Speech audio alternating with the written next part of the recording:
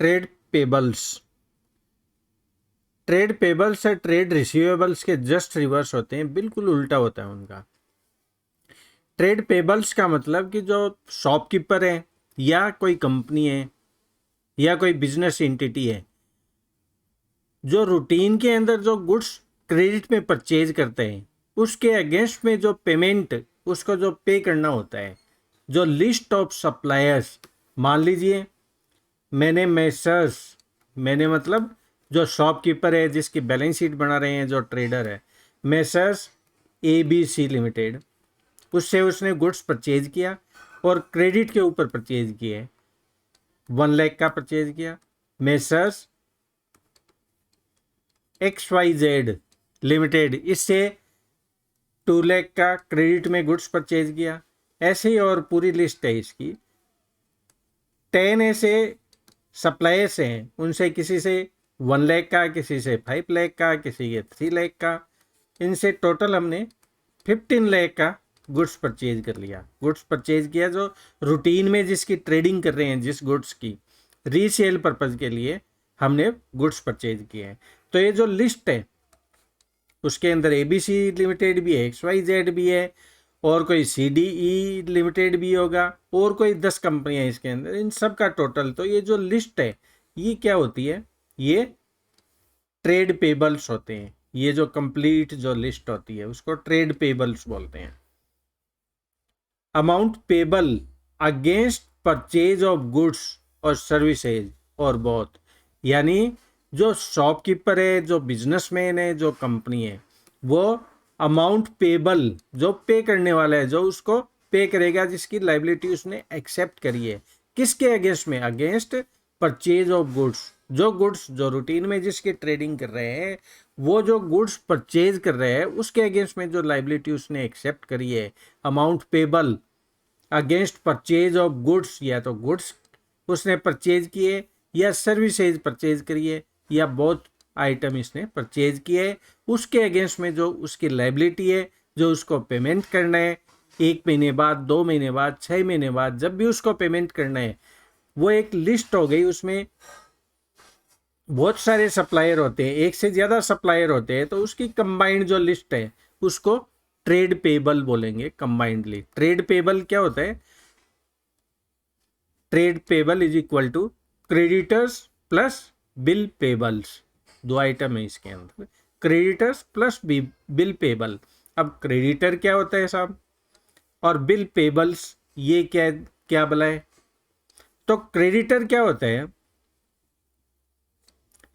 जो सप्लायर है, different different ये सप्लायर है, ABC कंपनी है, XYZ है, इसमें एक पर्टिकुलर ये जो सप्लायर है ये क्रेडिटर है, इधर ये सेपरेट क्रेडिटर है, यानी इंडिविजुअल वन एंटिटी को क्रेडिटर बोलेंगे। ये वन जो इंडिविजुअली है उसको क्रेडिटर बोलेंगे। ये सन्ड्री क्रेडिटर हो गए, टोटल जो लिस्ट है वो सन्ड्री क्रेडिटर्स हो गया, प्लस इसके अंदर बिल्स पेबल भी ऐड कर देंगे, वो हो जाएंगे आपके ट्रेड पेबल्स। क्लियर है?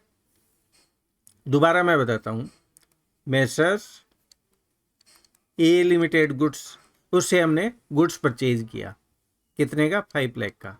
ये क्या हो गया, ये हो गया क्रेडिटर।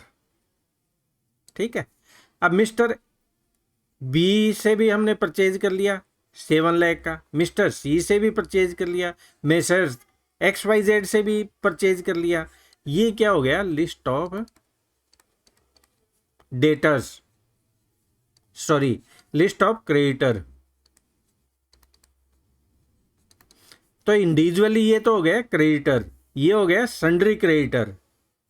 इसके साथ में अगर बिल पेबल भी ऐड कर देते हैं, बिल्स पेबल भी ऐड कर देते हैं इसकी लिस्ट भी, तो एक कंबाइंड जो लिस्ट बनेगी वो बनेगी आपकी ट्रेड पेबल्स। तो क्लियर है इसके अंदर? अब आता है बिल पेबल क्या होता है। ये तो नाम भी आपने पहली बार सुना होगा। बिल पेबल्स का मतलब ये हुआ कि हमें क्रेडिटर को पे करना है। मान लीजिए मेसर्स A लिमिटेड कंपनी है, इसको 5 लाख का पे करना है। ये क्रेडिटर हो गए। ये क्रेडिटर क्या चाहता है कि एक बिल रेज करना चाहता है। वो बिल इश्यू करेगा, उधर से बिल राइट करेगा, बिल राइट करके वो हमें देगा कि आप इसको एक्सेप्ट कर लीजिए। बिल में क्या होगा, उसमें ये प्रोमिस होगा कि आज के 2 महीने बाद या 1 महीने बाद एक पर्टिकुलर डेट के ऊपर उसमें डेट मेंशन होगी कि उस पर्टिकुलर डेट को मैं इनको 5 लाख पे कर दूंगा। तो जो राइटिंग के अंदर जो नोट होगा, जो बिल होगा, इस टाइप का होता है। इसके अंदर पूरी पेट लैंग्वेज होती है कि मैं अपनी फर्म का नाम आएगा, ये प्रॉमिस करता हूँ कि मैं इस कंपनी को, किसको, जिसको हमें पे करना है क्रेडिटर को, इसको मेसर्स ए लिमिटेड को एक पर्टिकुलर डेट उसके अंदर मेंशन हो जाएगी, जैसे 15/7/2021 इस डेट को मैं 5 लाख पे करने का प्रॉमिस कर रहा हूँ। तो ये एक्सेप्टेंस, जैसे ही वो बिल मेरे पास आएगा मैं इस पर साइन कर दूंगा कि यस आई प्रॉमिस टू पे टू पर्टिकुलर डेट। तो ये एक्सेप्टेंस, जैसे ही मैं इसको एक्सेप्ट कर लूंगा, किसको एक्सेप्ट कर लूंगा, इस बिल को, जो इसके अंदर लैंग्वेज लिखी है उस पर नीचे साइन कर दूंगा, अपनी एक्सेप्टेंस दे दूंगा, तो ये बिल पेबल के अंदर कन्वर्ट हो जाएगा। ये जो सिंपल जो पेपर जो दिख रहे हैं, जब मैं साइन कर दूंगा तो इसको बिल पेबल की कैटेगरी के अंदर इसको कैटेगराइज कर लेंगे। तो bill acceptance, bill payables, acceptance given to creditors, जो क्रेडिटर्स को हमने एक्सेप्टेंस दे दी वो बिल बिल पेबल्स के अंदर आ जाएगा। ये बिल पेबल है एक्चुअल में, बिल्स पेबल, बिल्स पेबल। तो ये जो बिल्स पेबल है, जैसे ही मैं इसको एक्सेप्ट कर लूंगा कि बिल के ऊपर साइन कर दूंगा, तो फिर ये कैटेगरी जो क्रेडिटर की कैटेगरी के अंदर था पहले, उसमें से 5 लाख रुपीज कम हो जाएगा, रिड्यूस कर देंगे उसमें। सपोज इसका टोटल है 15 लाख है, ये हमने कैलकुलेट किया था, 15 लाख इसका टोटल है। तो 15 लाख में से 5 लाख के ऊपर हमने साइन कर दिए। तो अब क्रेडिटर कितने हो गए, सन्ड्री क्रेडिटर हमारे रह गए 15 minus 5 lakh is equal to 10 lakh. तो 10 लाख क्या हुआ, सन्ड्री क्रेडिटर, और बिल पेबल, बिल पेबल कितना होगा, हमने कितने पर एक्सेप्टेंस दे दी, 5 लाख के ऊपर, तो ये बिल पेबल हो गया 5 लाख का। ये टोटल 15 लाख हो गया। ये इसके अंदर ऐड हो जाएगा, sundry creditor plus bills payable. जैसे ही इसमें 5 लाख लिखेंगे, ऐड कर देंगे, टोटल हमारा वही 15 लाख आ जाएगा। लेकिन जब ये लिस्ट आएगी उसको बोलेंगे हम ट्रेड पेबल्स, कंबाइंड ये जो लिस्ट है ट्रेड पेबल। अब इसको बैलेंस शीट में कहाँ शो करेंगे, जो फाइनल अकाउंट बनेंगे उसमें कहाँ शो करेंगे, उसको मैं बता देता हूँ आपको।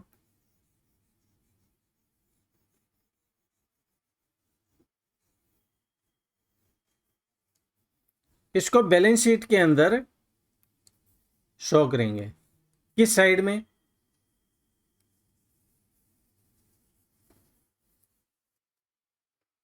ये आपकी बैलेंस शीट हो गई।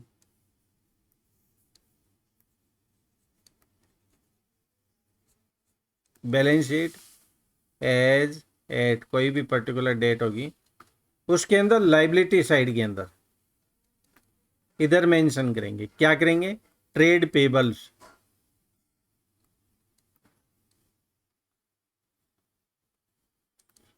टोटल 15 लाख, इस टाइप से इसको मेंशन करेंगे।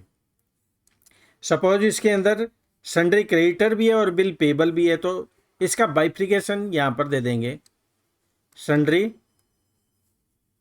क्रेडिटर 10 लाख,